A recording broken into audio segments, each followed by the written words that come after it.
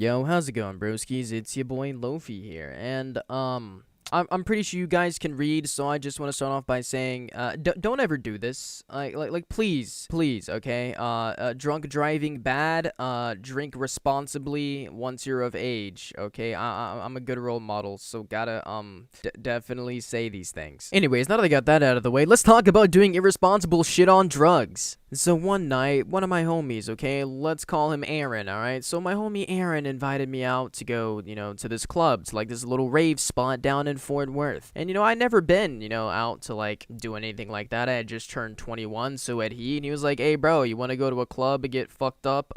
Maybe see some hot bitches? And I was like, yeah, sure. So we went to go pick up a couple of his other homies, and then it turns out some of his other homies were already at this bar. Turns out it was a gay bar, and honestly, I gotta say, gay bars be hitting different, bro. I saw like this drag queen over there dancing and vibing. I'm gonna be real. I've been to straight bars, and gay bars just take the cake. Like, they just hit different, bro. Everybody's there is so much more friendly. Maybe because they all wanted to fuck me or something. I don't know. But dude, it was just such a better vibe than like a regular bar where everybody's depressed and drinking their life away. Everybody there just seemed like they were drinking to have fun, bro. I go to normal bars and it just sucks. Just like a depressing vibe. Maybe it's just the bars where I live, but I don't know. Anyways, so we go there, pick up the rest of his homies. We're club hopping, we're going to different places, getting really fucked up. At one point, there was this taco stand outside this one club that we had come back to, and I got a taco. It was actually pretty nice. It was a pastor taco, bro. And I'm not talking about those white people tacos that suck. I'm talking about a real Mexican taco, like I had to order in Spanish. All right, talking about some un taco de pastor, por favor, like that ass.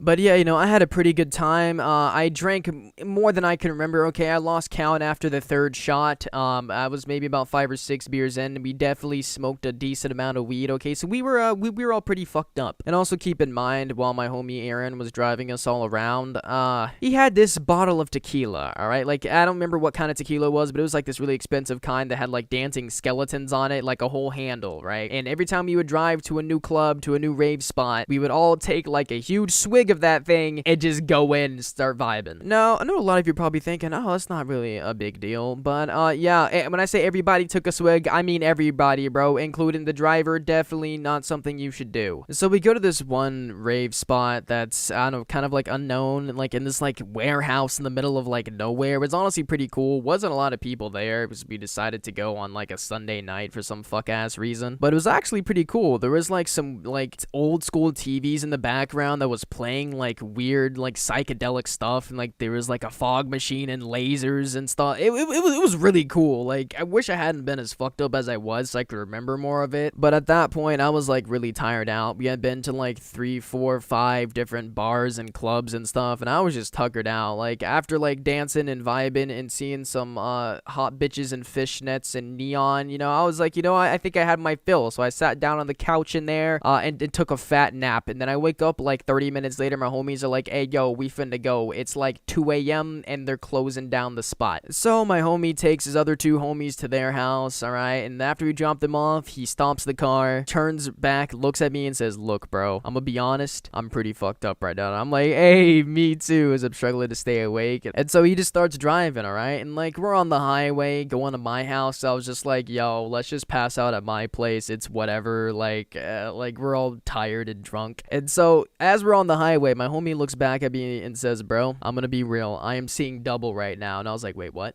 I was like, yo, but your car drives itself, right? Because I was just like, I was really drunk and I was confusing his car with one of my other homies' cars that actually self-drives on the highway. And he was like, no, bro, no. And I was like, oh my God. So, I'm sitting there low-key freaking out because we're both drunk as hell. And, he definitely shouldn't have been driving, all right? But then I remembered, apparently, when you're drunk and if you, like, get hurt or whatever, then, like, you don't feel pain. So I was like, if I die, then, I won't even feel it, bro. Like, I could, like, get into a car crash, look down, and see my dick is chopped off by a shrapnel piece of metal, and I wouldn't even notice it. So this kind of sounds sociopathic, but that kind of calmed me down. I was like, man, if I do die, if I do get severely injured, I won't even feel it. So I'm just like, we chilling, I'm praying to God, like, hey yo God, I'll never drink again. I swear to God, just let me make it home on time, please. I swear to God, I'll go to church and tip at least $2. Which, spoiler alert, I never did. I think I maybe opened my Bible once or twice. I don't know if that's enough. God, I'm sorry. But yeah, no, we pull into my city, we're passing by, all the landmarks. I'm like, hey, I recognize this place. I think I might live here. And right as we're about to pull into my neighborhood, I see flashing red and blue lights right behind us. So, my homie, of course, pulls into the neighborhood, my neighborhood, and, he goes down a little bit, parks.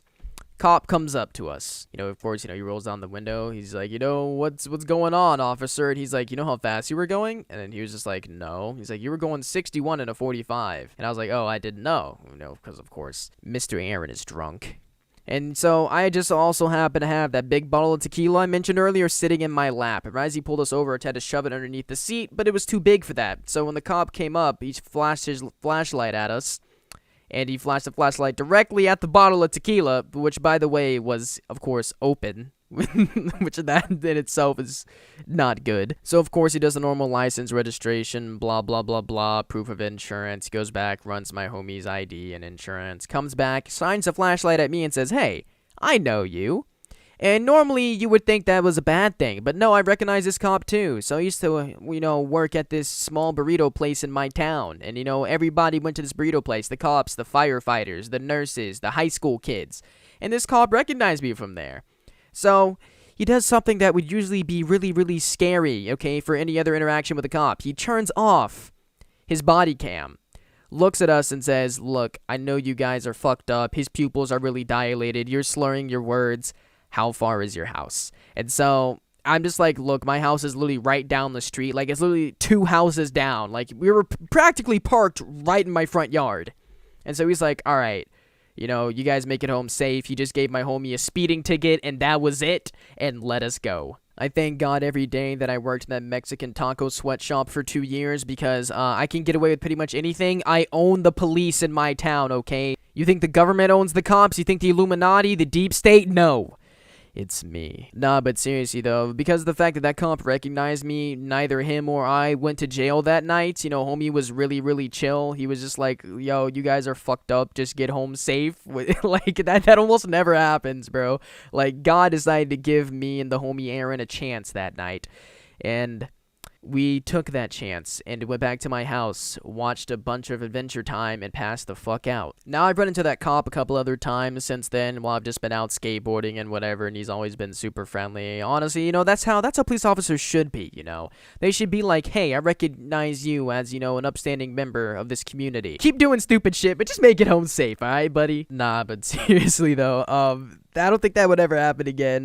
Me and the homie should definitely be more responsible, and so should all of you. Anyways, if you guys enjoyed this storytime video, drop a fat like on it and subscribe if you're new. I'd really appreciate that. Also, moral of today's video is, make sure you work in a taco sweatshop in a small town that a lot of police come to, because they'll recognize you and let you get away with shit. You want to sell crack? Well, go ahead. Just make sure you give a cop a free burrito. Also, before you guys click off, you guys should check out my Twitch linked below. Sometimes I'd be live streaming myself snorting grandma's ashes. It'd be pretty litty McTitties. Seriously though, all jokes aside, I really hope you guys all had a fantastic day. I've been Lofi. Peace out, broskies.